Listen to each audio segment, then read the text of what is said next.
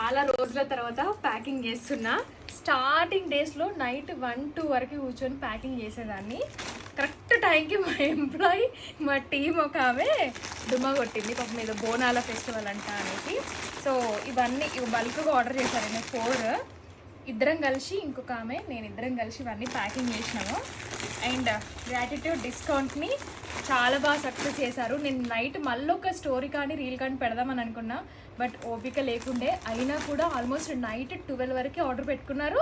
12 తర్వాత డిస్కౌంట్ అయిపోయాక కూడా 1-1:30కి కూడా ఒక 3-4 మిడ్ నైట్లో ఆర్డర్స్ వచ్చాయి. నేను మార్నింగ్ చెక్ చేసుకున్నాను అనమాట, ఏ టైంకి చేసుకున్నారనేది కూడా మనకు కనిపిస్తుంది కదా.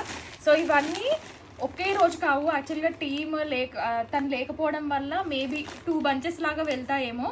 అండ్ లాస్ట్ ఒక 1 వీక్ నుంచి మేము ట్రాక్ ఐడీస్ కూడా అందరికీ షేర్ చేస్తున్నామండి. సో మేము షేర్ చేసినాక నెక్స్ట్ డే నుంచి మీరు ట్రాక్ చేసుకోండి. సో మేబీ ఇవి ఆర్డర్స్ అనేవి ఆల్మోస్ట్ 300+ ఉండడం వల్ల 2 బంచెస్ లాగా వెళ్తాయి.